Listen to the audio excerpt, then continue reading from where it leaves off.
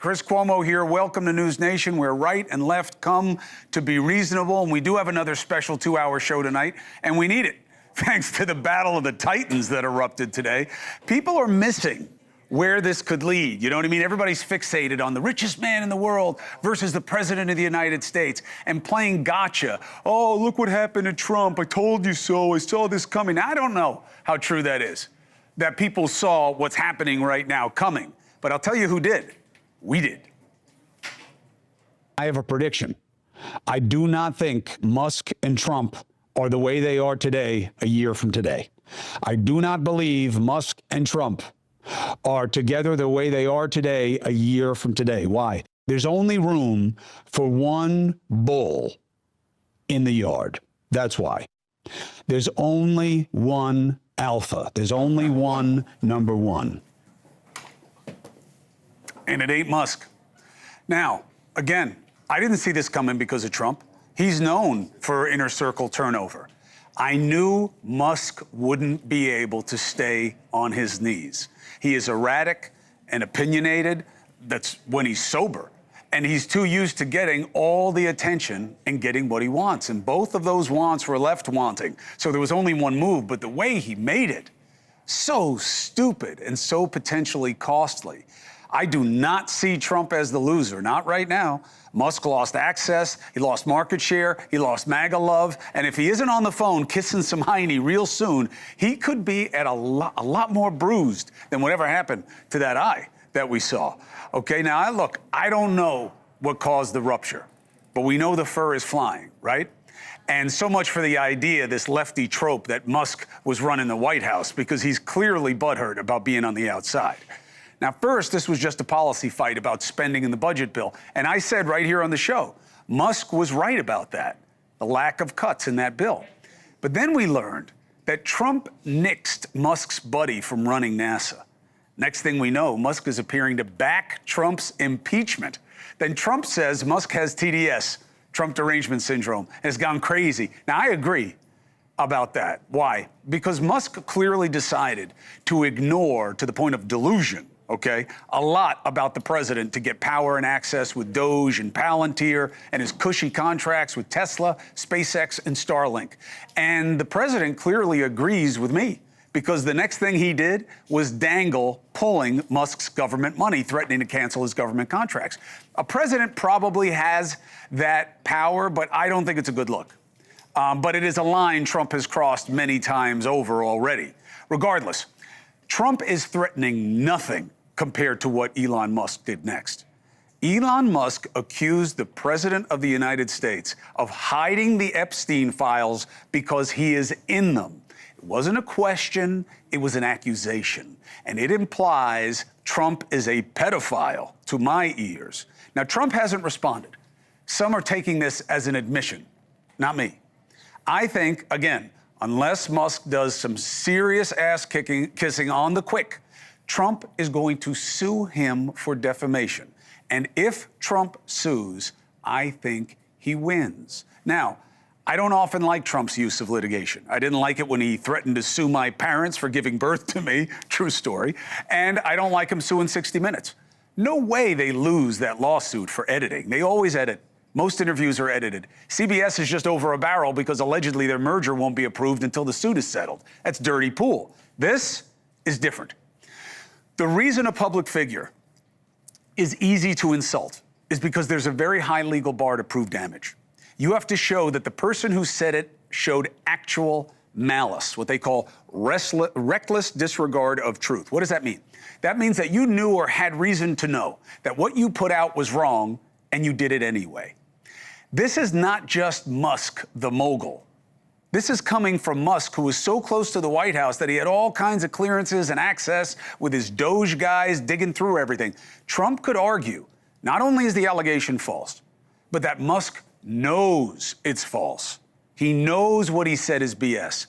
And then he could force a huge settlement or a humongous award. Now, what's the counter? Truth is a complete defense, which means what? Elon could show the files if he has them and if he's right about it. First, if he does have them, shame on you, Elon. Shame on you for keeping them quiet. You want to pretend you're with the majority and not the fringes? tweeting, we need another party for reasonable folks, and then you keep this hidden? That's reasonable? No, it's fraud.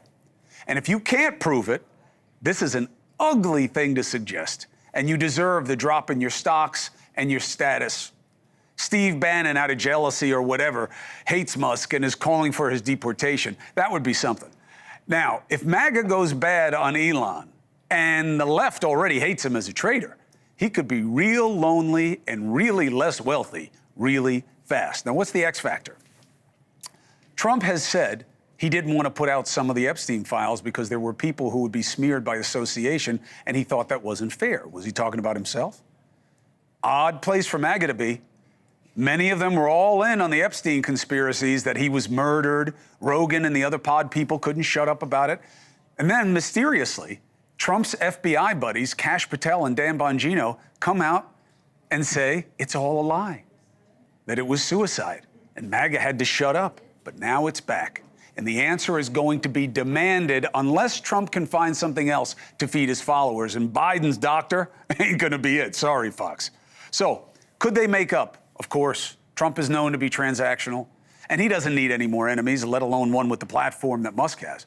But I think Elon Musk needs him a lot more, and I think he went way too far if he doesn't have the proof. So, what does this mean politically? What happens next? I have two great people who know the president, and they know the dynamic. NewsNation correspondent-at-large, Geraldo Rivera, and journalist and political commentator, Scottie Nell Hughes. Thank you both. It's great to see you, brother. Good to see you, my brother. You look great. It's good to see you in person. Scottie. So, what do you think of what I said? What do you think about this? Well, I think that you certainly have clearly defined the stakes. They could not be higher. Here you have the President of the United States and the richest man on earth, the most powerful man and the richest man, clashing in a way that is disastrous. This is the most disastrous love affair since Romeo and Juliet. I mean, they're losing. Everybody loses in this. Trump, now I think that his legislation, the big, beautiful bill, teeters on the brink of oblivion because of what Musk said about it. Why? Because if I believe that when you, whatever you think of Musk, he's a businessman. He built a business worth hundreds of millions of dollars. He knows what he's talking about. When he talks about that budget bill, it has the ring of truth to me that I think is unavoidable. That bill is pork, that it is just business as usual, that they're trying to slide it under the, no one read it. It's another one of those bait and switch kind of deals. So that's, so Trump really, his signature legislative achievement is teeters on the brink of oblivion. Musk, on the other hand, has lost tens of millions, hundreds of millions of dollars. I've never seen wealth evaporate that quickly. It's not only that, Chris. It's not only the fact that Musk is losing that money. It's that his business itself, with Tesla on the outs with the environmental crowd, that sustained it. And Musk out with Trump in terms of the EV subsidies in that bill. Both of these guys are heading for, a real crash. Scottie, what is the political calculus on the bill right now? I know a lot of conservatives don't like it, in the Senate especially. You have John Thune, and you have the Senator Ron John from Wisconsin, Ron Johnson, who are getting pretty mouthy about it.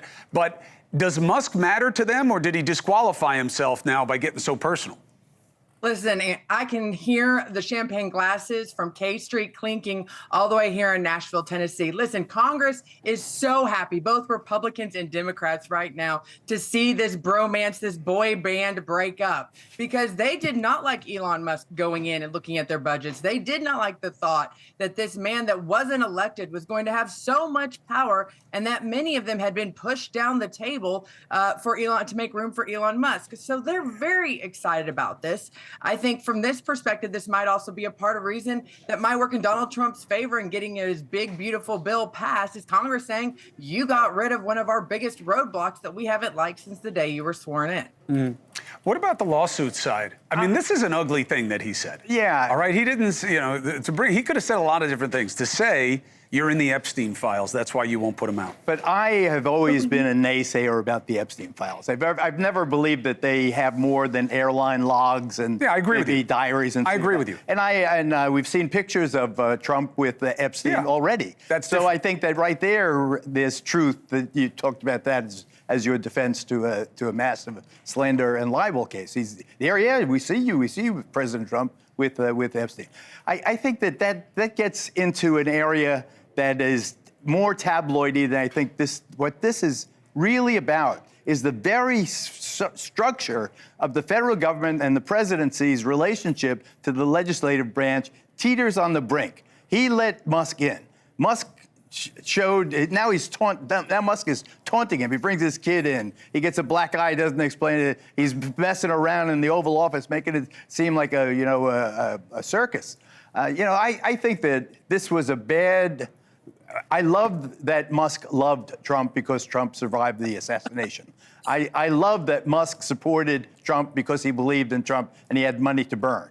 What I don't like is Musk believing that the presidency is somehow equated to the president of or inventor of Tesla or whatever it is. The presidency is unique. I think that Donald Trump now has to be very careful. He has to not feed the machine, the digital machine, the social media. I think that he's got to now cool down. Back We're off. already past that, Geraldo. We were past that about 3 hours ago. That could be. You could be machine. right. So what happens? That's the ironic part. This debate is happening on Elon Musk's platform primarily. Talk about where this conversation is going. But let me also say one thing, Chris, about this lawsuit and Epstein. First of all, we all know that Donald Trump's name is probably somewhere in that file.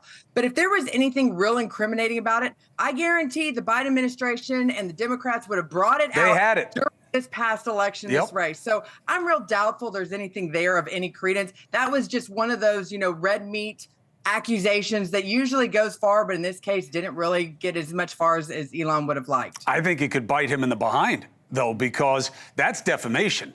You know what I mean? You just suggested, not you, Scottie, but you would argue, you just suggested that there's something about me and my connection to Epstein, and that's exactly how people are taking it. You better be able to prove it, and you should know better because you had access to all this stuff.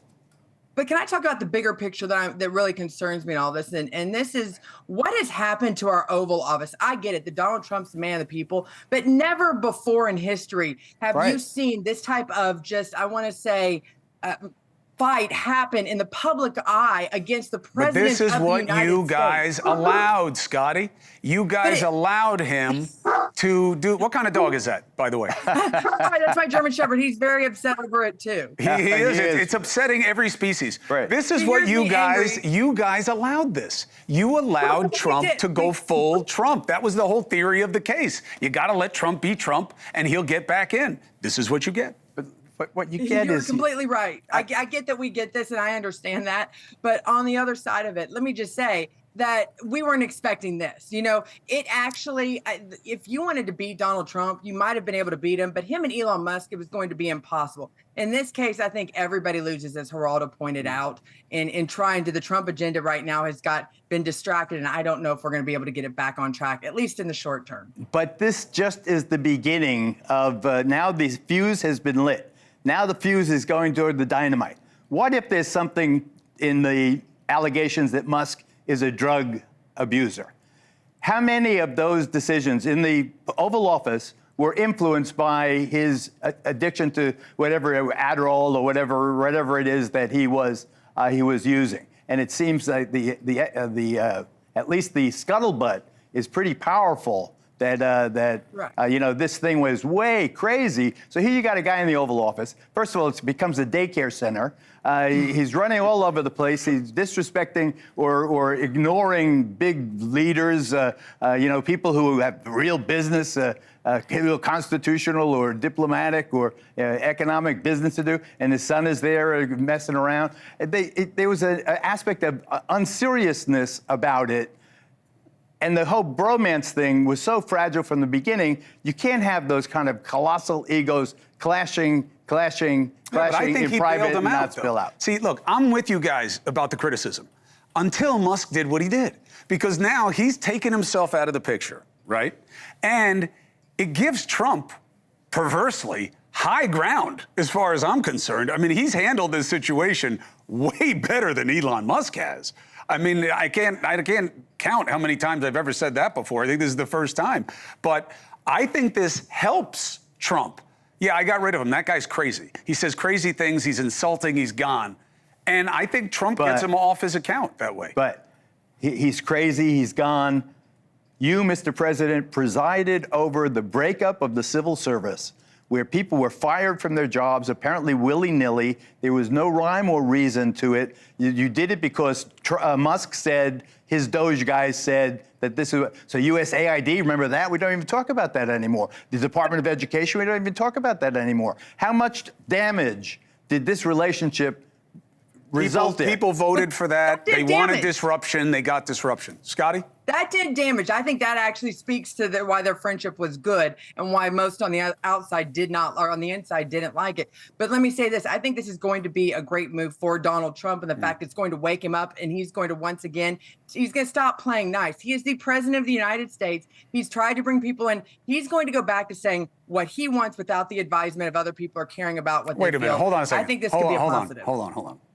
Since when is he the nice Donald Trump? Oh, man. He is doing everything that he wants to do this time. That's the weakness he has, is the people around him, right? Well, no, the weakness is he isn't doing everything that he promised on the campaign trail. I think that's why he's gotten some of the blowback. That's why he's not being able to accomplish some of the things. But I don't think that you have the same argument as the first time, Scottie, where, these other people are telling him, I agree with what Bobby revealed, Bobby Kennedy revealed, that Trump said to him, I just listened to all the consultants and did what they told me to do the first time. This time I'm not. I mean, you just hold on. You just had Vladimir Putin call him and say you're not hearing the whole truth of what's going on in this country. You have some of his biggest allies, from Alex Jones to Tucker Carlson, those in the media, saying you're listening to the wrong people, that you're being told the wrong information. No, I think it's worse today than it was in the first term, because people have literally, it's become just, this rotating door of people coming in and visiting the president, and the ones that are supposed to be taking care of him are too busy doing interviews on television. That was a little different. Alex Jones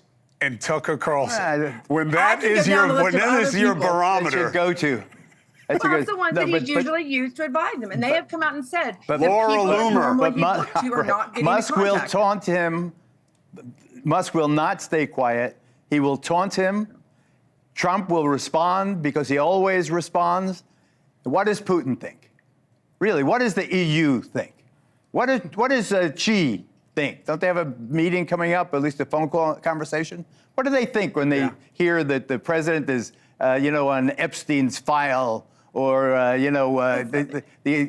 sure they have them. I know. They probably. So I'm thinking if there was stuff in there that people could have used, maybe. I mean, look, the guy had a big social register, right? But there's a difference between knowing the guy, being on his plane, and having knowledge and maybe participating in a pedophile ring, which is what he was ultimately about. Those are a big difference.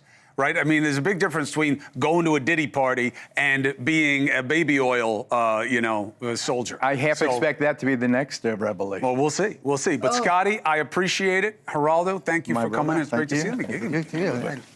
It's great to see you. Great to see you. 4 minutes and 35 seconds. I don't get to kiss them enough. When I get a chance, I take it. Democratic member of Congress, Khanna, very provocative. He says he has a plan for the party that could set him straight for decades. And he also knows Elon Musk. What does he make of this? Khanna, fair broker, joins me next.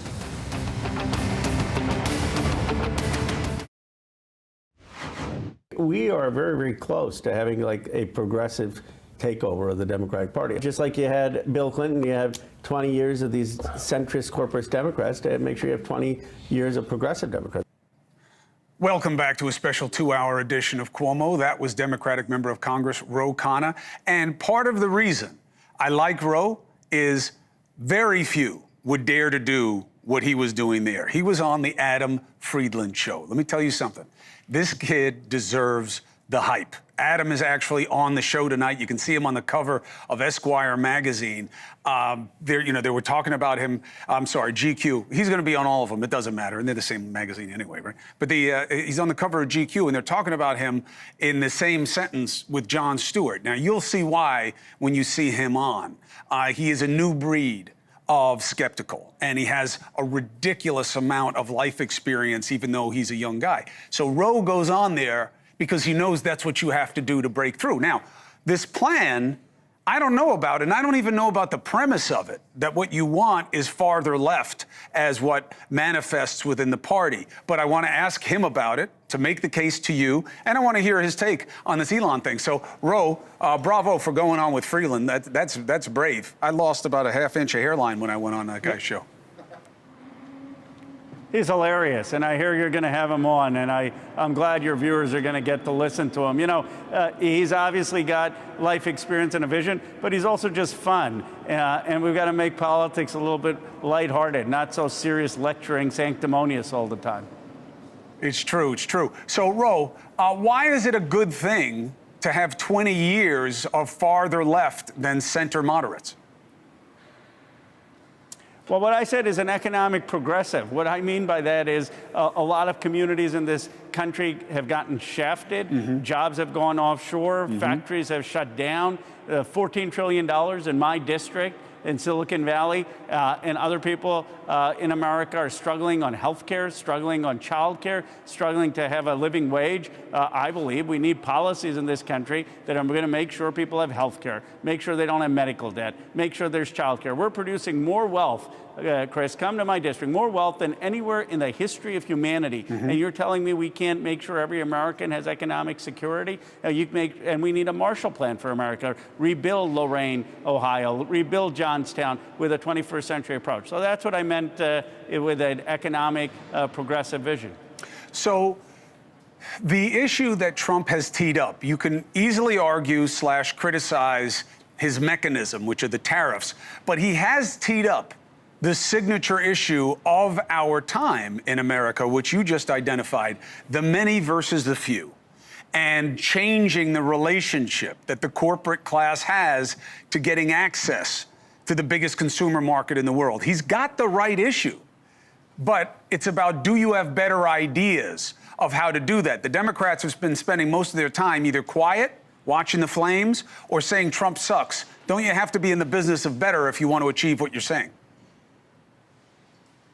Absolutely. I spoke at the Cleveland City Club. Geraldo was there, and I said, Trump has asked a lot of the right questions. It's David Brooks' line. He has all the right questions, the wrong answers. I give him credit for sounding the alarm of 90,000 factories shutting down. I give him credit for saying it's a travesty that we used to produce more steel in Western Pennsylvania than Germany and Japan combined, that those folks won us our freedom, and now we've hollowed out all the steel in at our 4%. The problem I have is just having blanket tariffs to protect industry isn't going to work before we build industry. Mm-hmm. And to build industry, to build new economic vitality, we need federal investment like the CHIPS Act. We need to have workforce development, including 1,000 trade schools and workforce in the skilled trades. We need to make sure that we're also investing in AI, in universities, in healthcare jobs, because those are going to be growth sectors. And we need to have a whole economic development strategy for these communities. I believe I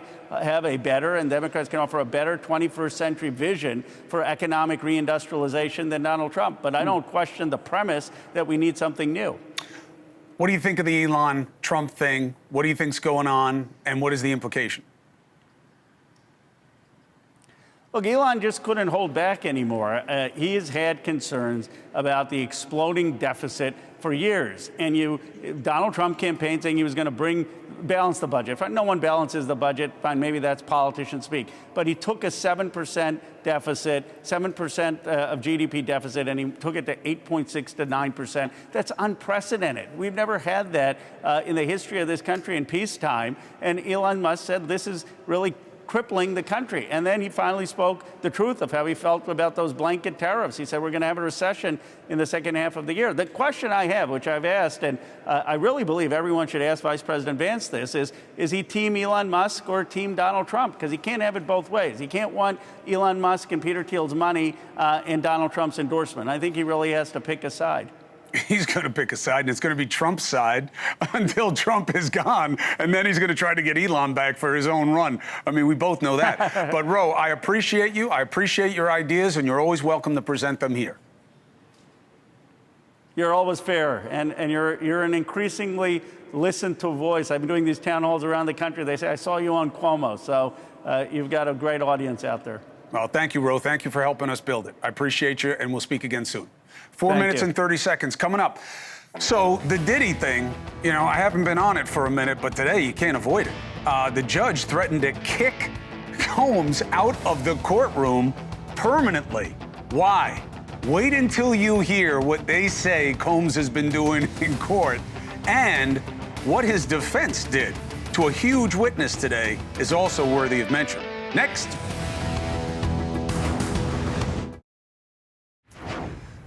So this is crazy. A judge told Sean Diddy Combs, if you don't stop working the jury with eye contact and body language, you will be out of here permanently. Now, what was he doing? And why is it such a big deal, especially on a day where his defense had a great day? Let's start with NewsNation's Laura Ingalls. She's been covering the trial. It's outside the courthouse. Laura, what happened? Hey, Chris, well, this was, in fact, a major development when we heard that this happened, because some people have been noticing inside of the courtroom, our producers included, that Sean Combs has been vigorously nodding his head during some parts of testimony and cross-examination. And that was kind of the last straw that happened today. We had a witness that was on the stand being cross-examined by Combs' defense team, Brianna Bongelin, and she's the one that was telling the jurors about being dangled over a hotel balcony back in 2016. And as she was really being eviscerated, many people described it as that cross-exam, he was nodding really, really hard and trying to look at the juries. And that is when they went to lunch, and the judge said, hey, listen, I've already admonished him a couple of times for this. You cannot be looking at the jury. And remember, the judge is the one with the direct line of sight, because we've got reporters and producers in the courtroom. We can see the back of his head. We can see the direction he's looking. But it's really the judge who sees him straight on. And he's watching what's going on. And he's eyeing these jurors, trying to make eye contact with several of them. And he said, as you mentioned, you know, you do that again, you're going to run the risk of permanently, you know, coming out of this courtroom for the rest of this trial. Mark Agnifilo, the lead attorney, says, I understand it won't happen again. But this was about the second or third time that it has happened. So we had that, and that was a big to-do. And then we had, of course, the witness known as Jane. This is a witness who was the last girlfriend that Sean Combs had before his arrest last year. And she is taking us through what sounds like very similar testimony to Cassie Ventura, talking about these sexcapades, but they have a different word. She had a different word for them, calling them hotel nights, not freak-offs, but also describing these were things that she did not want to do. She did not want to have sex with other men. She really just wanted to be with Sean Combs. So we're getting into that testimony now. She will continue on the stand tomorrow. Laura, Chris. appreciate you. Thank you for the long day, and thank you for setting us straight on it. I'll tell you what, as we get into the legal analysis now, this is also another great reason that we got to have courts in the cameras in the courtroom. The day of these chalk drawings and stuff, I don't want anybody to lose a job, but it's like you should be able to see this stuff. Okay, you just should. Let's bring in the better minds now. NewsNation legal contributor Jesse Weber and criminal trial attorney Sara Azari. Great analysts, both. Good to have you both. Jesse is doing a podcast on this, and it's killing it. So you can go on YouTube and watch that and get his in-depth analysis. Now, you can nod your head all you want. He's First Amendment right. He can do whatever he wants. Making eye contact with the jury, no go. But Sara Azari, how big a deal is it if he gets kicked out of the courtroom? It's a big deal, Chris. You know, I think the judge took a non-event and turned it into a constitutional crisis. He has a right to be there. He has a right to engage in his defense. He has a right to participate and confront witnesses. And you have to remember, this happened in the context of a legitimately lying witness. And it was more of a moment of, this is BS, she's lying, than anything suggestive to the jury. He was not jury influencing. And one thing I want to say, look, if we're now ejecting defendants for micro expressions, then I think we've crossed the line from due process into pageantry. I mean, a trial is not some sort of a stage play where the defendant has to be on his highest mark. There was nothing that this jury doesn't already know. The defense is money grab, fabrication of testimony, lying witnesses, and he was just agreeing. It was not persuasion, it was presence. So, Jesse, what's the flip on that? And what was the impact of why they say this witness was eviscerated? Because he's different from any other defendant. What has the jury heard for the last 4 weeks? That he's been intimidating people, assistants, witnesses, victims. The worst thing that would happen is that he influences the jury, but they feel intimidated. Look, the thing is, you know what's worse than him getting kicked out of the courtroom? If the judge says, and the judge warned that, I'm going to give them an instruction. Jury, have you seen Combs nodding at you, inappropriately communicating with you? That's not evidence. Ignore it. They don't want the jury to hear that. Look, this is the problem. They won today. I've been thinking that the prosecution's been doing great the last 4 weeks. Defense won today. I think the prosecution had a hard time trying to rehabilitate this witness. In the long run. Was she lying? What was she lying about? Look, the problem was. Legit. She said she was dangled off a 17-story balcony. The problem is the metadata from when she showed her injuries indicated it happened before. The hotel receipts indicated that Combs wasn't where he said he was. The thing is, she doesn't matter in the overall context of the case. I think in the last 4 weeks, if they're trying to prove racketeering and there's underlying crimes, forced labor, arson, kidnapping, they've done it with a number of other witnesses, including Cassie, Kid Cudi. But this just goes to some of the weaknesses in the case. And right now, Jane, you heard Laura Ingle talk about it. At the end of her testimony, she really didn't get to sex trafficking. She did help prove the prostitution charge. So any weakness in the prosecution's case is not good. The defense should have taken a win. The worst thing is Diddy nodding, because that actually hurts his defense. I think the jury will be turned off by that. Sarah, tell me why I'm wrong about something. Because I keep having people give me weird looks, and I know that you have no problem telling me when I'm wrong. I get why they use RICO, okay? And I get why it's been extended, and they use it in a lot more than mob cases now. But. I think Jesse is right that they've checked a lot of boxes about the predicate acts, as they call it under the statute. But do you believe the jury has been exposed to a case yet where they can say, yeah, Diddy was running a criminal enterprise, as opposed to he just does lots of shady, stupid things, but it's not a criminal enterprise like the mob or what they're traditionally used to seeing? Well, I want to say, first of all, they're abusing the RICO statute. They're not using it, they're abusing it. But also, this is one of the most disjointed prosecutions in recent times, and I've been saying this in the last week. They have all these predicate acts. They have all these ugly facts. They have the weird, freak officer hotel stays.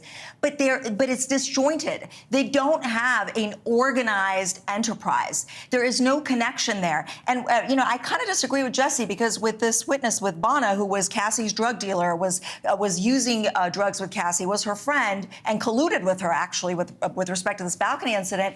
I thought she was onto something, because I'm like, okay, well, this is somebody he did not have a relationship with and he was violent towards. And then she got completely eviscerated. She couldn't recall anything. And it's like, it doesn't matter whether your brain is fried on drugs and you don't recall, or you're just lying and you don't recall.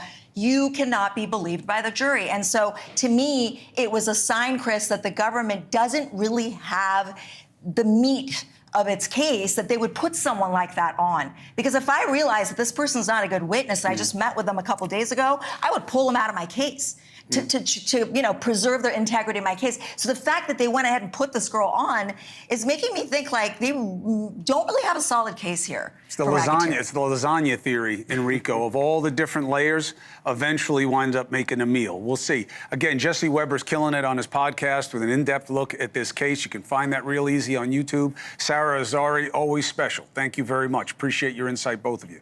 You sit next to me. Might as well shake it. Oh, thanks, Chris. All right, 4 minutes and 15 seconds. Coming up, I just showed you a clip of Congressman Khanna on the Adam Friedland show. There is a reason why this guy is getting the attention he is getting. I've been on his show. He is an interesting balance of talents, and I get why GQ just called him the millennial Jon Stewart, if he wants to be. That's the interesting question.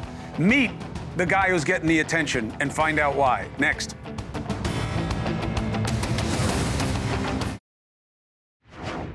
I just think this is just a fading empire. It doesn't really matter at this point. But I wonder if the pillow's good. A fading empire. Yeah, of course. That's what you see us as. Yeah. Your parent. We hit a jackpot after World War II. We rebuilt Europe, probably blew it in 1.5 generations. So the mafia. I was trying to distract from what you were vomiting out of your face. Adam Friedland is here saying, I cooked you on this one. But you cut it before my dunk. No, there was no dunk. This is GQ my best magazine friend. just said comedian, podcaster Adam Friedland could very well be the next Jon Stewart if he wants to be. And I totally get where they were coming from, which is very rare because I think usually these bios are stupid. But Democrats, Republicans are pounding down his door. Why? Because Rogan freaked people out in the last election, even though I don't believe that's what turned it. There is an audience out there. And let me tell you, Adam Friedland is a commodity, and it's good to have him. Congratulations on the new show. So embarrassing. You're being I know. It bothers you. You're being like a Jewish mother right now or something. How so? Oh, he's the next Jon Stewart. Well, that's what they said. Well, what do they know about it? I'm sorry. Well, you're not supposed to fight your own success because you're going to crash. No, I'm the You know what I mean? Like, it's millennial- probably not going to go well. Oh, of course. I mean, I have another couple weeks left. At most. You know? I can't believe you cut it off right before I dunked you. What do you believe you said? I posterized you. I could only use like half of what was in there because you have a tendency to be a little blue. You had a lot of dunks on me, though. No, I thought I was very generous. Well, it was a fantastic episode. And you know, at one point in the interview what are with you GQ, doing? you say to them, he's trying to do comedy right now. I tried to find a way to get to him about his brother, but it was against the rules. I told you that I told you in you could ask secret. whatever you wanted. Well, and then you okay. told the GQ guy like you figured it out. It did feel like it felt exciting for me. Because listen, you've been in this game for how long? Long time, 25 years. I looked like you when I started. I've just started trying at 35 years old. You're doing great. Well, I've done about 4.5 episodes, and now apparently I'm the new, what is it?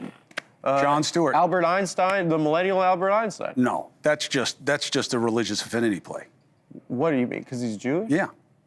Come on, dude. In this day and age, with what's happening. That's true. And people should understand. You have a very interesting background when it comes to the issue of being Jewish versus Zionist and what's happening in the Middle East. And I think that was where I really shifted gears on you. You're funny, you're talented, and you have a great vibe. But you have a depth of perspective on things. Your parents were from South Africa. Yeah. You moved around the world a lot. They're good guys. They're good guys. You got to say they're good guys. You know, you're related to Elon Musk. Which thankfully I'm not related. Is weird. Well, you're related to like his stepsister, and then you were born from the father. You got it wrong. You got that one wrong. What is it? Where'd you read that? GQ magazine. They said that in the article. I didn't read it. No, it was too stressful to read. I was like, I was sure I said something incredibly embarrassing. No, and I'm sure I'm going to do that right now. You were great. No, don't, because you're doing well. Okay, and thank you. Again, the shelf life. Am I doing well right now? Right now, you're doing okay. I'm a rookie right now. I just met Geraldo. How cool was that? Well, it was cool. Yeah. Did you say anything weird to him? Or no, I just said a tremendous. Nothing about the vault or anything like that? No. He got mad at me on Twitter once, but I didn't mention it. All right, good. He called me a schmuck on Twitter. Why? I felt like we built a bridge. I don't want to get into it. Sure, no, not you. Let me ask you this. Yeah. Elon Musk, Donald Trump, who wins? I don't know. Honestly, like, I am seeing a lot of people reveling in this today. A lot of people are having fun, laughing about it. But, like, if we could take a minute and just be human beings, like, if the New York Times report is correct, like, this gentleman is suffering from substance abuse issues. Donald Trump, as we know, had that in his family. He saw his brother destroyed by drugs and alcohol. So, like, I don't know. I don't know how much. Listen, I'm a blue comedian, but you know, I don't know if it's right for us to forget that we're adults and that someone is suffering. And to be honest with you, if you give him the Kanye defense. If you look at the tweets today, these gentlemen are in pain, and I think we live in a tremendously lonely time right now, and so we forget like how painful it is to lose a friend, And when you work with someone for so long, it is painful.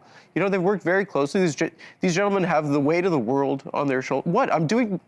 I'm not. Why are you smiling? I'm not buying it. I'm not buying it. These gentlemen have the weight of the world on their shoulders. But wait, which is the drug-addled one that we should be merciful to? Trump or Musk? Trump is on drugs too? I don't know that either is on drugs.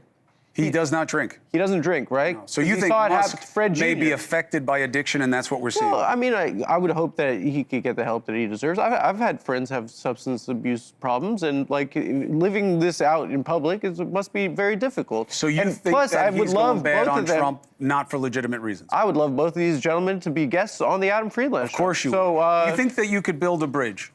me and those guys? You, Musk, and Trump. How does it go? Certainly. I mean, well, I'll say this. You don't know, you came on the show. I did. I thought I did research. I thought I had I had you down, or what's it called? Pinned down. Now I'm sucking at TV. Okay. But, It's all right. It's just live. Nobody will worry. When I met you, it's live right now? I'm not going to say any words. Okay. But when I met you, I saw you as a human being. You did a great job. Right? And look, Khanna said the same thing. Wow. You know how to have fun with things that people don't want to have fun with. And I think that's a gift. And the question is what you want to do with it and where you take it. In general, it's just like to try and treat people like people. I think the internet has prompted kind of a very antisocial behavior in culture today. I think like people like to see other people destroyed, and I think like, if you could do something that kind of bucks that trend, that would feel good personally. But I don't know. I think when it comes to Elon and Trump, they were bound to. There was a difference between the two of them. This was bound to happen. Yes. You have one gentleman with his eyes fixed to the globe, and the other one staring up at Mars. Mm. And the question is, what does he see when he looks at it? All right, I got to jump. Adam Friedland, you're going to do big things. You can come back on whenever you want. Wow. And I will come on your show whenever you want. Chris, thank you so much. And thanks for the kind words. And I hope this was good. Just the truth. You did a great job. Thank you so much. All right? I mean, and, whatever you do, just don't change, because you only get like another 2-3 weeks and you're done. Oh, I mean, 4 minutes and 45 seconds. Just enjoy it now. I'm just telling you. I've seen it happen 100 times. All right, the show's not over. I've got a second hour, and it's going to be really important. We've been talking about whether small business is getting hurt. The Secretary of the Small Business Administration is coming on to have that conversation. You're going to want to see it.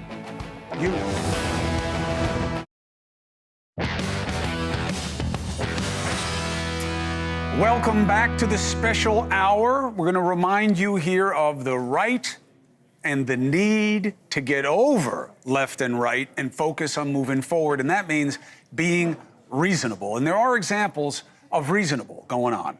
The Supreme Court ruling today, 9-0. Equal protection applies to everyone, which was always kind of a duh point before DEI and wokeness. Now, the court had to clarify what was already the law from the 70s. People who are part of a, quote, majority group, which is code for white people, don't have a higher burden to prove discrimination. It's crazy that the lower courts enforced a precedent saying a white person has to meet a higher standard than someone from a minority group. And the fact that it made it this far up the chain, district to appellate court, and then that the Supreme Court had to come back into it, shows how whack woke had gotten. The irony is that the 9-0 opinion was written by Justice Ketanji Brown Jackson, a judge Biden picked after announcing he was looking for a black woman for the bench. Regardless, she reasoned rightly. Equal protection applies to more than just minority groups and whatever flavor of the moment there is. Again, settled law, 1976, McDonald case. Look it up. This is proof we have to get back to being reasonable. This applies to Trump's tariffs as well. The tariffs are called his Vietnam by some on the left. No, that was based on a false premise, okay? Here, he's fighting the right fight to help the many improve, not just the few. Okay, this used to be the Democrats' signature issue. And there is an opportunity for them right now for better ideas because of Trump's struggles, okay? The problem is the tariffs are forcing pain now. The move may well work out for America if Trump is able to secure deals because of these tariffs, if those deals benefit the economy, specifically the majority. But there are a lot of ifs and timing that needs to happen for this to turn positive, and that will take a while. So you have to be reasonable, and you can't disregard the facts of now because of what you hope will happen later. That was what was wrong with Lutnick being on here laughing about how nobody's feeling any pain. Bill O'Reilly last night, I haven't seen any pain. You can't ignore the proof of something because you don't want it to be true. Here was the clip. The CBO also issued today a projection that the tariff money coming to the USA will cover the $2.5 trillion deficit over 10 years. The data of bankruptcies doesn't back it up. Spiked. And spiked in the last month. And, okay, then give me the data because I don't have it. I'll give it to you. All right, so Cuomo says he has data about the last month, and no, small not the business last month. Corporate folding. bankruptcies in the first quarter were the highest they've been since 2010. True. Now, that is a good device. Show me the data, like I have it in my pocket. And if I don't have it in my pocket, then it means that it's not true. It's not the way logic works. Bankruptcies for small businesses and large corporations are up this year. Small business bankruptcies, 4% year to year in April. The same month, Trump announced his Liberation Day tariffs. Corporate bankruptcies are up 35% in the first quarter of this year compared to last year. Look, as I said, marking the highest level of first quarter bankruptcies since 2010. Why? It's not because of Biden. It wasn't going on in the last quarter. It's because of the tariffs. And this was expected, okay? And it's the reason that a lot of economists are adjusting growth down and blaming the tariffs for a potential recession. Higher prices, consumers pulling back. There's like a chain effect that is possible. And yes, the CBO did say Trump's tariffs could offset the deficits with, from the tax cuts with a major caveat, okay? They wrote, CBO's estimates are subject to significant uncertainty, in part because the administration could change how the tariff policies are administered. And in fact, they did after the projection. The projection described here reflects the assumption that the tariffs will be collected on all affected imports with no exemptions beyond those currently specified. But then it changed. The CBO also noted that the analysis came before a federal court decision pausing Trump's tariffs. And that went into effect. And now it's on appeal, so they're going back and forth. But the idea that it's going to be okay because of the tariffs just isn't true. But it may work out to be well. But you can't ignore the pain of small businesses right now. And here's why. If you don't ignore it and you embrace it, you can do something about it. I'm not playing gotcha. It's about being reasonable.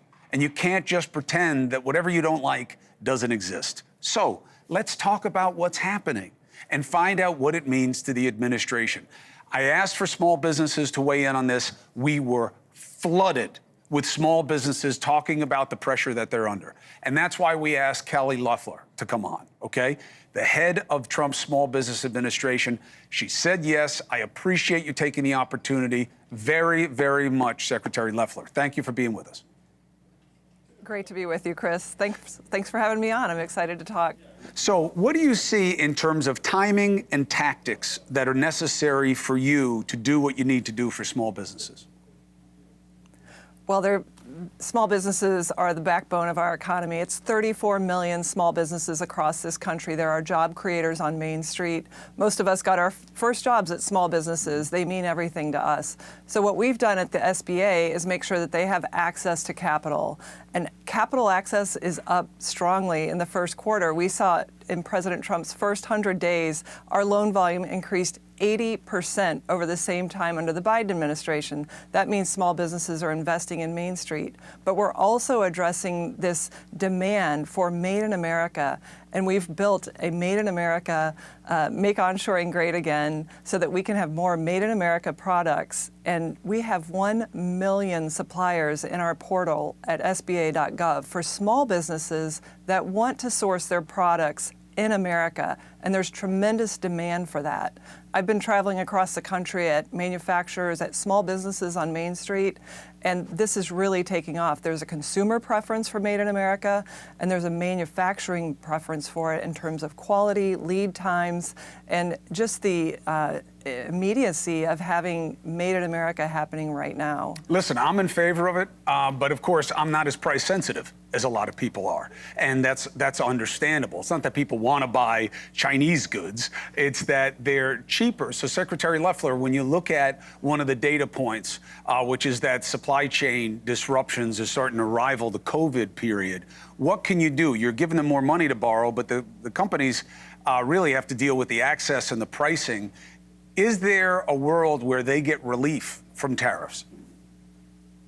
Well, absolutely. And we've really tried to help small businesses by accessing our Make Onshoring Great Again portal, which is at SBA.gov. But also, we already see change happening. President Trump is striking trade deals. He's had half a dozen meetings, 2 of which resulted in trade deals. What we're seeing is small businesses are investing. We're lobbying to ensure that the loan limits can go up for small business manufacturers from $5 million to $10 million. And as I talk to manufacturers, they are spring-loaded to invest as soon as they can get more access to capital, not just to invest in machines and expanding their facilities, but to hiring a skilled workforce and to training that workforce. We know that there's a tremendous amount of job availability in that sector. I call it the new-collar boom. There's great demand for these amazing jobs, and I've met so many of those workers on the factory floors, and we're going to ensure that businesses have access to capital, to a skilled workforce, and to onshore supply chains. So, Secretary Loeffler, as I said, we put out the request for things. A lot of it was about the bankruptcies and about pressure, and specifically China, because so many people source from there.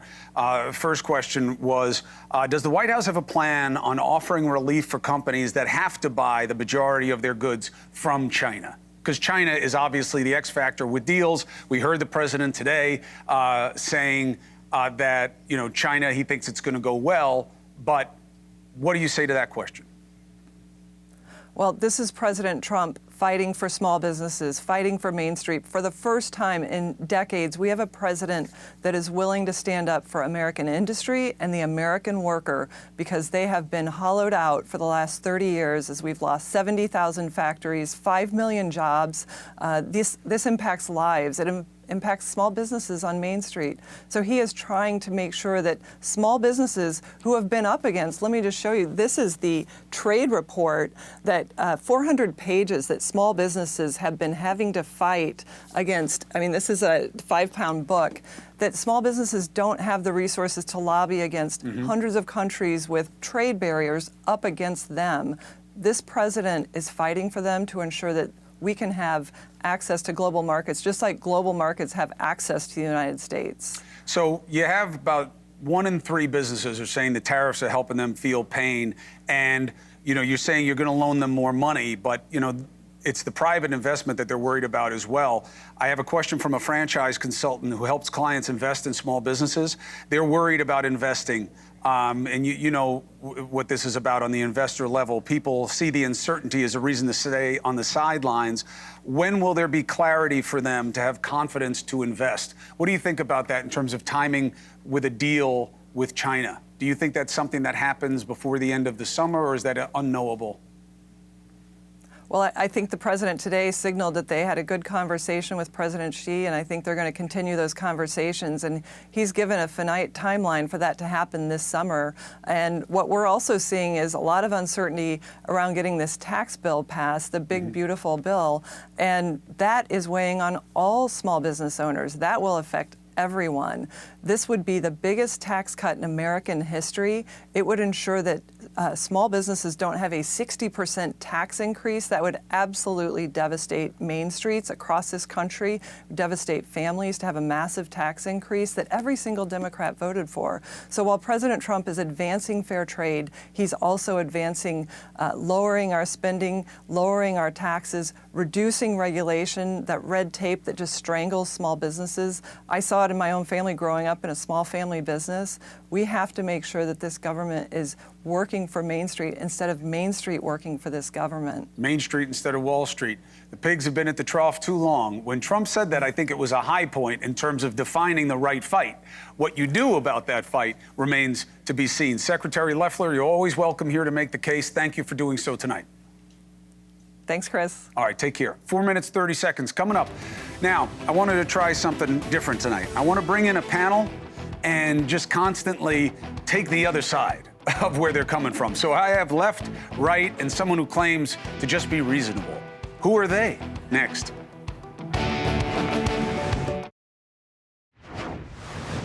How you disagree matters, all right? And that's something I want to remind and establish here in this second hour. So I have a full table of people with opinions and insights, and we're going to discuss and we're going to disagree, and you're going to love it.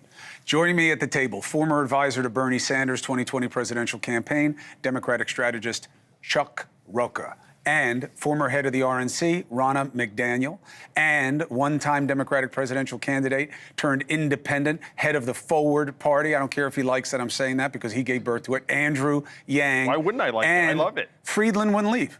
No, so you asked. Adam Friedland. I did not. I don't have any recollection of that. Adam Friedland, podcaster, comedian, talk show host. thinker, talk show host, joins us at the table. I didn't. Everybody says they saw it coming. I did not see it coming like this. Not Friedland staying at the table, but Musk going bad on Trump this way. And I think that's the fair definition. I don't think you can put this on Trump. You know the players. How big a deal is this? So I'm hoping it's like a Ross and Rachel thing, that it's just a break and they come back together. You know, we all panicked when they broke up on Friends, and I hope that they come back together. Ross a pedophile? I hope they come back together. I think you've seen Trump forgive people who've said things about him. You've seen these two men work very closely together. Elon was a big part of this election. He came in, their businesses have both suffered, they've been attacked. They've taken a lot of personal hits for coming out politically, and I hope in the end they call a truce. You think that they are both worth more or less than before the election? I think they're both worth more. Yes, I do. I do too. If I said no, you would be kicking me out of here, right? No, if they were worth less. Chuck, what do you think? Who do you blame for this?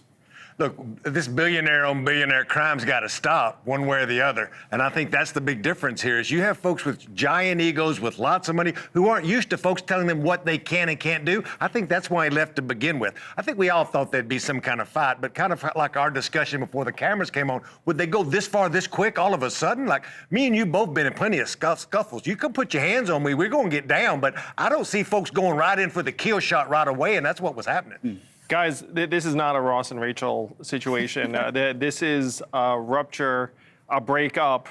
It's a wrap. And I say this, one, because it escalated quickly, in the words of Will Ferrell. But the other thing is that, like, what motivates Elon Musk trying to get us to Mars? Why is he so concerned about the deficit? Because he thinks that if the U.S. becomes insolvent, it's going to be impossible for us to get to Mars. He's a sincere actor on that front, and he genuinely feels stiffed and betrayed by the fact that he would go in and try and cut government costs and then turn around and have this big, beautiful bill just goose the deficit by trillions. He's like, what have I been doing over this past period of time? It's a wrap, and there is not going to be some rapprochement or hugging it out, because these guys are just on completely different pages, and it's going to stay that way. I'm saying I hope you're wrong. I hope they But why the Epstein thing? Why didn't he just say that then? I mean, because he knew it, and I mean, I'm assuming it's true, honestly. So he knew it and was like, "Hey, I've got this thing." And as soon as we had the and that Biden had the files, Adam, and that he didn't put it out? The Epstein files? Yeah. I don't know. What do I know? I mean, I think in general, right? Like, it's these individuals or rich people used to be ghosts. Like, if I was the richest man in the world, you wouldn't know my name. I wouldn't be tweeting memes. I'd be courting Sydney Sweeney or something. I'd be buying her expensive things. Well, I don't know. Like, rich people used to be bludgeoning peasants in silence. But now if Biden had that, he would have put it out against Trump. 100%. There's no way, and same with Comey. I mean, there's no way they would have gone after him on Russia and all the things they did and keep this quiet. If he was in the Epstein files, we would have known. Now, here's the good news. What Loeffler was just talking to me about, by the way, and I think she was basically a fair broker with that. These tariffs are hurting people right now, and this is a distraction from that. If I'm Trump, I'm and your boy Elon gave him high ground on this by the ugliness of what he's been saying. Mm-hmm. This is a better discussion to have at this table than how long are they going to let small businesses die? Absolutely, I can't agree with you more. And he's known to do this. And just yesterday, I went to I know I'm a Democrat, I'm going to talk about fishing, so y'all strap in. I went to a fly fishing shop, and I was looking at some new waders, and I wanted to try some on, and he said to me, it was the first time it smacked me in the face as my privilege, from D.C., is like, we hadn't get no new ones in because of the tariffs. We don't know when to order. And that's just one little fly shop in the suburbs of Virginia. You start thinking about that over all the different small mom and pop industries. That's what, this could be brilliant marketing and a great made up fight if that is true, but I don't know if they're that sharp. I'll tell you, here's an anecdote, okay? And take it any way you want. So I'm going to do a story on the show as an extension of this, kind of reaching out to small businesses and kind of give them a platform with my 67 Nova. I have these guys called the Church Brothers out of Ohio, Church Brothers Racing, and Nick Giordano, who's a buddy of mine, Unique Performance here. They're small businesses, but they're more important than just being in the car business. They're part of Americana, right? Hot rodding, you know, it's really fundamental to our fabric. One of them says, I'm okay with the parts that we're doing for this because the bigger companies pre-bought and delivered it in. And then the other guys who have to worry about fabricators and getting it done, who couldn't do that, said, I'm having a real problem fulfilling the orders of my own success. So that is the trade for him, Andrew, on the tariffs. Maybe they'll pay off, but right now they're being paid for. Elon tweeted earlier today, the Trump tariffs are going to push us into a recession in Q3 and Q4. He's 100% right. And if 100%. you think about, oh yeah, I mean, if you think about it too, who would have a better sense of global trade flows than Elon Musk, given the scope of his businesses? I talk to CEOs and they say, look, we pulled all the economic activity into April and May, and then the Q3 numbers are going to look terrible by comparison. Everyone I know who's an actual participant in the global economy says that the second half of this year is going to be a disaster and we're going to head to a recession. And this is 100% on Trump's shoulders. We have never had one person's boneheaded decisions bringing us into a recession, and that is the Trump presidency. And I think Elon was ticked about that the whole time. He held his tongue, and then with the big, beautiful bill, he said, screw this, I'm going to speak my mind. You seem very amused by what you're hearing. It's cool. I will say this. One thing that I think is not being mentioned is we don't know the extent of the appointments that that Musk has made that are still in the federal government, like the Social Security Administration, the DOD. So we don't. Time will tell what his power is still in place in the federal government. It's not so much that Elon's gone. Oh, his power is that he owns the most influential political social media network, and there are a bunch of Republicans that are very fearful that he's going to fuel primary challenges. He also happens to have an infinite bankroll. He was the largest donor. I mean, if he decides to target any individual Republican member of Congress, they know their odds of keeping their job plummet. And some of them happen to agree with him on the deficit. And so there are a few people out there being like, oh, you know, and then the people that disagree with him are willing to go anonymously and say, Elon, like, oh, we couldn't wait to get rid of that guy. But none of them will say it publicly because they know if Elon decides to target them on X, they'll probably lose their job. I don't see Elon coming and supporting Democrats or saying, I'm going to go against the Republican Party in this midterm. I don't. Let me just say, Elon Musk was very concerned about immigration and the border. It was a #1 issue why he got behind Trump. I know this for a fact. It was egregious to him what was happening at our southern border under Biden. Trump, the big, beautiful bill is going to fund the wall. It's going to take care of that. Trump's already taking care of that. I don't think Elon suddenly abandons this. His pinned tweet right now is America should have a third party. I agree with you. He's not going to switch to Democrats. If anything, he's going to do his own thing. I think maybe he'll want to move the country which is why he left Thank you for the segue, because I want to take a break, 4 minutes, 45 seconds. Come back. You'll never hear me say this again, but I have a clip from the ladies on The View about abandoning party politics that I think is really great at grabbing something that is a great idea to half this panel. So I want you to hear what they said. We'll put it in context, what we just heard from Biden's press secretary and how she's leaving the Democratic Party and what it means about where we are and where we go next.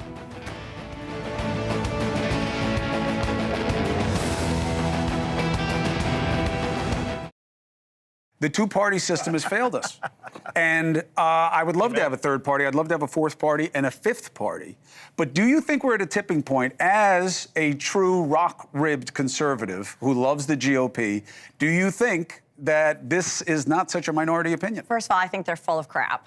The women on The View, they will never support a Republican. If there was a Republican vice president, I mean, they're full of it. And they're not tolerant of Republicans. They have one semi-conservative, Alyssa Farah, who hates Trump on their panel. So let's not act like, you know, legacy media is allowing a lot of conservatives on their networks. Let's not act like that. Do you believe you guys have short shrift in the media? I think we do. Dominate digital media, except for Friedland? Yeah, but you know what? The View's ridiculous. I mean, that's a nice conversation piece in theory. They didn't even let Biden be primaried. They're all Democrats. They all supported Biden. But are they made sure wrong that Kamala Harris was handed the sick nomination of the parties, that you guys are just about why the other I think it's a worse. talking point for them on their panel, but in practice, the powers at The View or those hosts would never support a Republican. But I'm saying bigger than them, Chuck, bigger than them. All right, I give it. I give you the point. Yeah. I give Ronna the point. The View isn't the right sample. Yeah. But is it the right question? It is the right question, and let me explain as the political consultant who's running campaigns for the last 35 years of how we got here, because it's really important. There are 435 congressional seats, and only 35 of them are marginal. And for those of you at home, that means that one party or the other might win one of those 35. That means that there's 400 that are safe Republican and safe Democrat. So what those folks have to do is just make sure the right flank or the left flank is very happy not to get a primary. So that's why there's no governance. And then when you look at the Senate is even worse. There's like 70% of the states are very safe D or very safe R. So you only have a contested race in just a very handful of people. And me and Andrew were talking about this during the break earlier, that means you're talking to less and less people about things that they really care about. And if you're in a safe red or blue seat, nobody's talking to you. Having a Republican president and a Democratic vice president or vice versa might sound good in theory, but it is completely impossible in the modern two-party system, which is why, like Elon said earlier today, America needs a third party, which would represent the 50% or so of Americans who are independents, and it's 65% who don't think that either party is representing them or doing a good job. This is something that I've obviously been working on for the last number of years, and I will say the Forward Party grew today.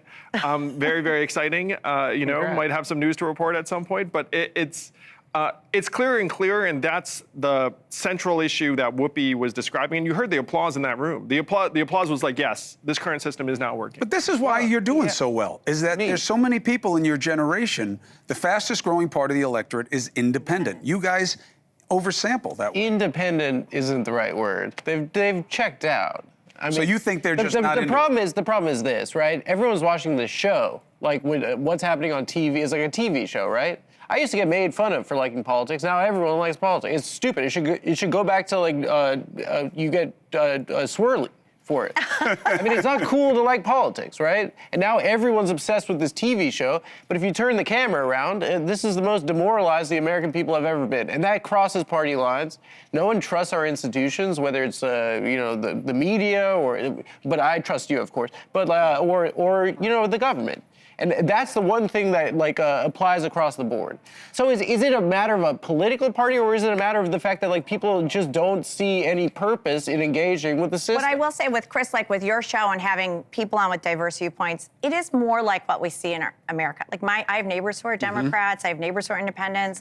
We still drive our kids to school together. My kids are at college now, but we're still in the PTA. We're still going to sporting events. We don't hate each other, and we're not tribalized by our politics as much, because day to day, we're living together and we're solving problems in our community. That's a good point. Bringing Americans together. Nice work, Chris. But I agree they don't with do you. that. But you know what's so funny? You don't see that. A lot of them are friends. Well, it doesn't pay off. They don't work together. But it doesn't pay off. That's these the part, rules, the part that these rules only work in this world that we've created.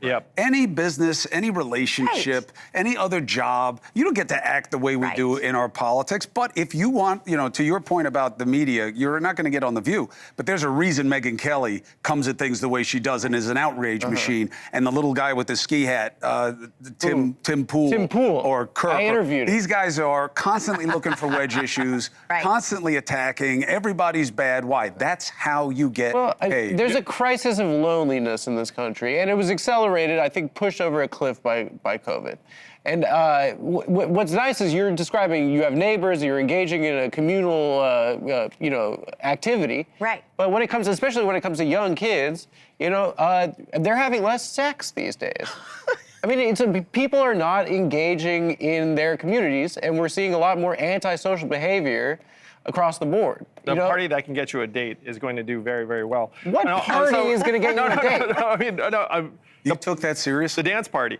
So, you know who's trying to get us beyond party politics in Ronna's state of Michigan is Mike Duggan, who's running for governor as an independent. Yes. The three-term mayor of Detroit, obviously a very successful Democrat, said, you know what, the future of politics is not either party. If I want to get done what I want to get done in the state, I'm going to have to do it as an independent. 150 black faith leaders just came out and endorsed him in Michigan. Mike Duggan is an emblem of what people want their politics to be. But and that's Andrew, not just in Michigan, that's label nationwide. yourself as an independent. I mean, when you've been a Democrat mayor. I mean, he's been a Democrat. He's running as an independent because his own party shut him out of the primary. Jocelyn Benson's going to get the nomination. So he said, you know, I have no chance in my own primary, so I'm going to go run as an independent because the Democrat That Party happens. said We're there's seeing. no place for you. But he's not really an independent. We're seeing that in I other mean, races. you and I both know that, like, the business community is rallying behind him because he's been an excellent mayor. If we talk No, about he's the just voters delivered overall, results. though, getting out of Michigan and all these other races, if you go and look at the nationwide voter file and you talk to voters, less and less of them are participating,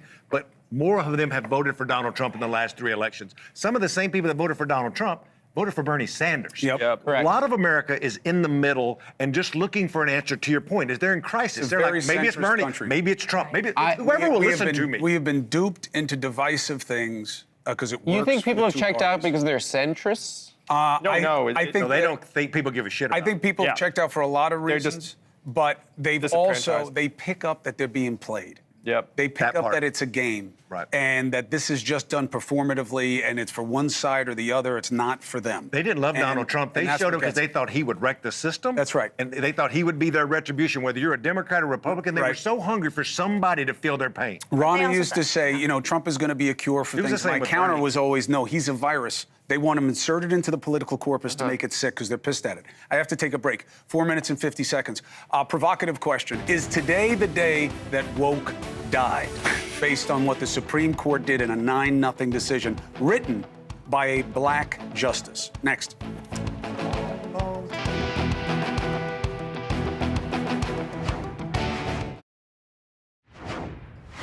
So, we're joined by great people with great ideas. We were just taking on something that is tough to hear for partisans, but you got to hear it, which is the party structure has failed us, and people want something different. Now, a reason for that is extreme viewpoints, like extreme wokeness, okay? That diversity is, of course, the rule in America and should be. You should have it be fair, but when it goes too far, you have a problem, and the Supreme Court said just that today. Okay, so the panel is Bernie Sanders' 2020 presidential campaign Democratic political strategist Chuck Rocha, former RNC chair Ronna McDaniel, one-time presidential candidate who is from the Forward Party, okay, Mr. Independent himself, Andrew Yang, and Adam Friedland, my third cousin on my mother's side. The Supreme Court today did a slam dunk 9-0 decision that made such an obvious point that I can't believe they needed to make. And here was the point. Equal protection applies to everybody. So that means whoever is claiming discrimination has to make the case. If you are white or a member of a majority group, you don't have to make more of a case because of that. This was a direct assault on the idea of different standards in the name of some kind of corrective wokeness. And it was written by Justice Ketanji Brown, okay? Why? I think it was to send a message. Ketanji Brown Jackson. Why? Because she wanted to make this hers, that she believes in this idea. Because remember, Biden killed her when he said, I'm looking for a black woman. It really undermined her credentials. And it was really interesting today that she did it. So is, Mr. Rocha, today the day that woke died? Look, I think that it's 9-0. You cannot argue with that. That was the far left and the far right of this court that were saying what you said. Words are words. I used to, and back in a former life, be around lots of lawyers. I'm not a lawyer, but I have hired lots of lawyers. You get to know me better, you'd understand why. There's no gray area in the law. There's laws and there's words, and they mean something when it comes to this. And the Supreme Court is not last because they're right because they're last. And they're the last decision that says, look, this is what it says. Discrimination doesn't say, and this is coming from the brown guy who's had lots of folks discriminate against me, and I wear a cowboy hat, and I sound like this. I know what discrimination is, and I'm a Democrat. Discrimination doesn't say, oh, you have to be black, or you have to be a woman, or you have to be gay. It just says discrimination means you're treating me differently than those folks. This worked so well for you guys in the election. And it was what allowed Trump, for a moment, for the majority, to seem more normal than what the Democrats were offering. And Why do you think it landed that way, and what do you think this means? Well, one, I love this ruling because it's 9-0. We have such, like we were talking about, we have such a divided country, and I think the court recognized we've got to put Ketanji Brown Jackson as the voice of this. She wanted to take this on. It shows that this court's working well together despite all the criticism. It's good for our country. But Chris, you and I have talked about this. The Trump campaign came into Michigan with an ad about paying for transgender prisoners getting taxpayer-funded sex changes. And it just made people so upset. And nobody knew that this would be the issue that really moved the needle.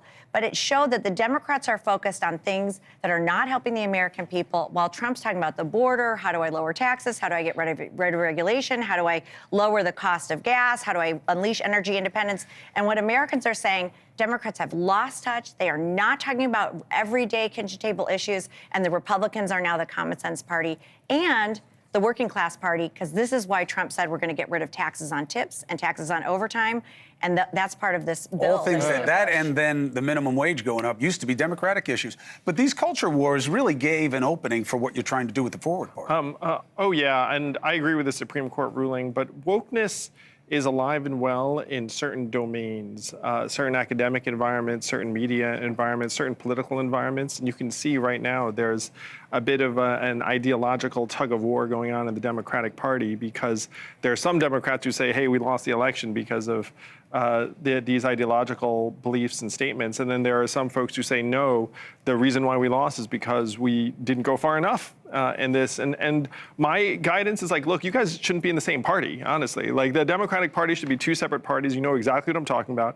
I also think that today's Republican Party should be two separate parties, and everyone knows exactly what I'm talking about. There's like the Mitt Romney wing and then the Trump wing. And then there'd be another party in the middle, let's call it Forward, and you'd have a functional system where you might actually have to deliver results for the American people instead of playing you lose, I lose, while our communities just sink into the mud. Do you have something you want to say? I think this is ridiculous. Chuck, let me take this for a second. Please. The problem is this, right? People just don't have money, right? And the Democratic Party wasn't offering a tangible, like anything tangible, like in terms of electoral, like a transaction, right? If they said, we'll give you a health insurance, for instance, that's a tangible thing that people could understand. Or childcare Or for a your job. babies. Donald Trump Or says, $1,000 a month. or there you go, buddy. Donald Trump says you get lower taxes if you see your next door neighbor getting bludgeoned and you don't do anything, you're a patriot. You're a good person. You know, he's offering something. The Democrats are like, but Beyonce, and then we have a crosswalk in a painted rainbow. The reason is that because they're not really offering anything tangible that voters Well, they want. weren't. Now, you had Khanna on your show. Yes. And he is the reaction formation to this. He is now trying to change the word progressive to make it about economics, not cultural issues. Smart move by Ro. 4 minutes and 30 seconds, and then we're going to take your calls. 1-844-968-7720. Let's get after it. All right, Dusty. They want to talk to us. They do. Well, Let it come. they really just want to all know if Adam is single. That's all. They want to know if Adam is single. That's all they want to know. My fiance is here, right? Okay, She's Jennifer. beautiful. I got to be honest. I didn't think the fiance existed. I'll be honest. It's real. We made her bring No, don't. Just because of how Adam looks. Jennifer but she does. from Washington, D.C. It's very serious now. Jen, what's your question?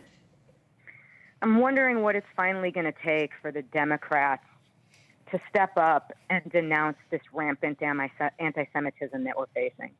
20 months we've been dealing with this nonsense, and the Democratic Party has lost me and a lot of people I know.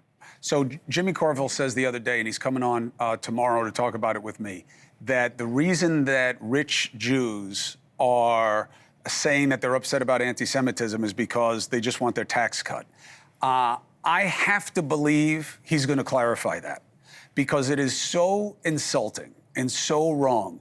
This isn't just about anti-Semitism. It is about the growth of fundamentalism in America. When you have kids who are openly pro-Hamas, it's not just anti-Semitism.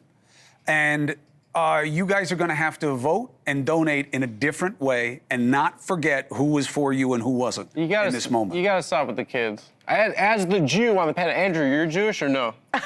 No, I'm Jewish. I'll say this right now. I'm Jewish. We're acting as if kids are protesting at a college and it's the first time ever. No. I mean, we gave $25 billion to a war and kids are protesting it. It's not pro-Hamas.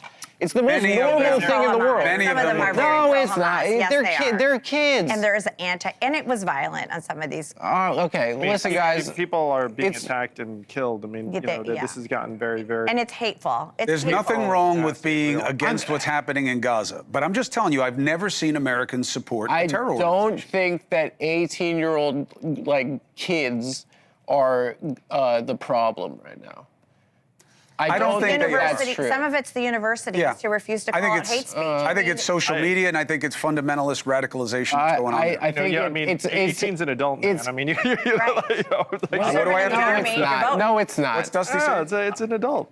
Our country gave $25 billion to a war, and kids are protesting. Yeah, because they are in an existential battle. They're our main ally in the region. Do you think this is the first time people have protested a war in American history? It's good to protest, but how you protest matters. I think it's a little bit hysterical. All I was going to say is on the donor piece, I think Carver's wrong. What I'm hearing across the board is there's lots of Democratic donors who want to know what their money has went to for the last 12 years. Right. I think the Jewish piece is a part of it, but a part of it is their frustration of giving money away, lighting it on fire, and throwing it off of a building, and still ain't winning races. Yeah, I agree. The purpose of a party is to win races. And if you don't, then why you even have one in the first place? I think this issue is a sign of the ideological struggle. And unfortunately, the Democratic Party has become a party of ideologies. Yeah. And we all, again, know what I'm talking about. Yeah. Instead of what Chuck would like it to be, which is like, how am I going to make Working your life families, better? And how are you Adam going to get saying, my babysitter how am I paid? actually All those going less to make woke, feel things better? Instead, it's more become about this who's broke. whipsawed by the Less social woke, media energy. more broke. It's got to That's true. rhyme to work in politics. There's your bumper sticker. Hey, Adam, thank you for sticking around. Thank I love you so much. and I wish you all good things, and I'm happy for your This was success. so fun. Andrew, This was thank you so for the fun. ideas. Ronna, Guys. thank you for the Thank ideas. you. Chuck, You're you good, got to brother. come Yes, back. sir. It's great to have you. Arm Brother wrestle Rocha. next time.